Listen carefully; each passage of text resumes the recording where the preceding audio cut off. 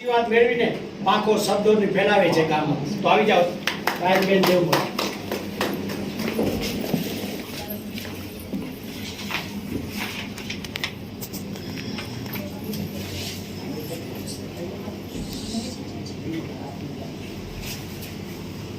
ઓમ શારદાય નમઃ સરસ્વતી નમઃ. ખરેખર તો હું સમીર સાહેબ કલાનગરી ભાવનગરની વતની જ છું અને કર્મભૂમિ કપડવંજ છે. અને સૌપ્રથમ સંજયભાઈનો હું આભાર વ્યક્ત કરું છું કે અમારા જેવા નવોદિત કવિ અને કવયત્રીઓને આ એક પ્લેટફોર્મ આપ્યું છે. એના સૌપ્રથમ વખત મેં આ પ્રયાસ કર્યો છે. સાહેબે કીધું, સમીર સાહેબે, કે ભાઈ કોઈ કાવ્ય કે લેખ તમને ક્યારે સ્ફુરે કે જ્યારે તમે કંઈક તમારી સાથે કંઈ ઘટના ઘટી હોય કે તમારી પાસે કોઈ અવસર આવ્યો હોય કે તમારા જીવનમાં કંઈ પણ થયું હોય.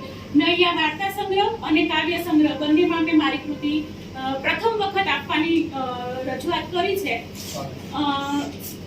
બે કાવ્ય સંગ્રહમાં મેં બે કાવ્ય આપી છે. તો ખરેખર જે ઘટના હતી કે દિવાળી પ્રસંગ આવતો હતો, તો એક કાવ્ય જે છે એ અવસર, અને બીજું જે છે કાવ્ય મારું, એનું મેં શીર્ષક આપ્યું છે ઘર, કારણ કે મેં ઘર બનાવ્યું હમણાં. તો આ જે બે કૃતિ જે મેં આપવાનો પ્રયત્ન કર્યો એ મારા પોતાના જીવન ઉપરથી. અને વાર્તા સંગ્રહ જે છે એમાં પણ મેં એક વાર્તા આપી કે જે હું મારા હસબન્ડને ડેડિકેટ કરું છું, કે જેમણે મને ખૂબ સપોર્ટ કર્યો અને આ પ્લેટફોર્મ આપ્યું, અહીં સુધી મને આવવા માટેની તક આપી. હું ઘણા બધા એનજીઓ સાથે ઘણા બધા કામ કરું છું. હું પોતે હાયર સેકન્ડરી ગવર્મેન્ટ ટીચર છું અને ઘણું બધું કામ કરું છું, પણ એના બધા જ કામ માટે હું મારા હસબન્ડને નતમસ્તક નમન કરું છું. અને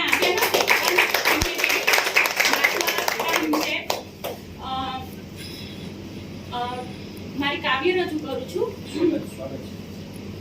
આવ્યો છે રૂડો અવસર અમારા ગામમાં, આવ્યો છે રૂડો અવસર અમારા ગામમાં, ઢોલ શરણાઈ વાગે આનંદે અમારા ગામમાં, તોરણિયાનો શણગાર લાગ્યો ઠેકાણે, લોકો બધા નાચી ઉઠ્યા આજે અમારા ગામમાં. કડવાશ જિંદગીની ભૂલી જઈને જાણે, કડવાશ જિંદગીની ભૂલી જઈને જાણે, સૌ ભેગા મળીને કામે લાગ્યા આજે અમારા ગામમાં. ચાલ પંખી બની ઉડીએ ગગનમાં, ચાલ પંખી બની ઉડીએ ગગનમાં દેવ, કુસુમ બની મહકાવીએ ખુશ્બુ ભુવનમાં. ચાલ ઉડીએ આજે આપણે ભુવનમાં, આવ્યો છે રૂડો અવસર અમારા ગામમાં. આ એક કૃતિ હતી. અને એક બીજી કાવ્ય ઘર, જે મેં મારા સપનાનું ઘર બનાવ્યું, જેમાં મારા દરેક સ્નેહીજનોનો બધા જનો ખૂબ ફાળો હતો. અને એક ઘરને સંલગ્ન મેં એક આ કાવ્ય આપવાનો પ્રયત્ન કર્યો છે. એ ગામથી દૂર દૂર એવું મારું ઘર, એ ગામથી દૂર દૂર એવું મારું ઘર, જે સદા હસતું ગાતું એવું મારું ઘર.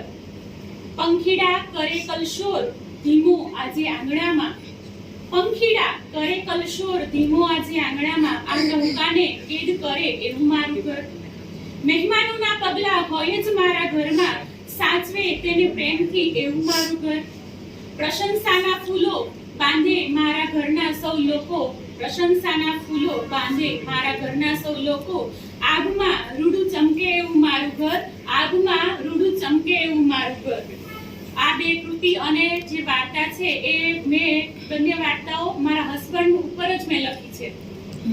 એક શીર્ષક આપ્યું છે મેં ઈ. અમારા કાઠિયાવાડમાં અમે અમારા પતિને ઈ કહીએ. એટલે હું જ્યારે એક થોડી નાની વાત કહું કે હું કપડવંજ ખેડા જિલ્લામાં જ્યારે મને નોકરી મળી, તો એક બહુ જે કહેવાય કે કશ્મકશ કે જે ભાષાની પ્રોબ્લેમ બહુ થતી હતી. તો અમે ઈ કહીએ, એને કહીએ, ઈ કહીએ. નામ તો હું ક્યારેય લેતી નથી, એટલે આપણે સ્કૂલમાં સ્ટાફમાં ક્યારેક બી વાત થાય એટલે એને એવું કહું કે ઈ કહું. તો બધા જ અંદર નવા હું હતી એટલે વાતો કરે કે આ બેન તોછડી છે. એના હસબન્ડને પણ ઈ તુકારો કહે છે. તો આપણને તો આ બહુ આપણે મેળ પડશે નહીં.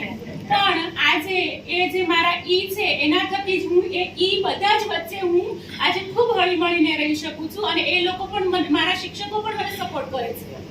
એટલે ઈ અને એ બધા જનો મારા આ અહીંયા પ્લેટફોર્મ સુધી પહોંચવામાં ખૂબ જ ફાળો છે અને છેલ્લે સંજયભાઈનો હું ખૂબ ખૂબ આભાર માનું છું કે એમને મને એક આ પ્લેટફોર્મ આપ્યું અને હજુ પણ આવી રીતે પ્રયત્ન કરીશું. વાર્તા અને કાવ્ય સંગ્રહ જે છે મારો કોઈ અનુભવ નહોતો પણ જે મેં અહીંયા રજૂ કર્યું એમાં કોઈ મને કોઈ હજુ ગાઈડન્સ આપશે તો હજુ સારું પેશ કરીશું.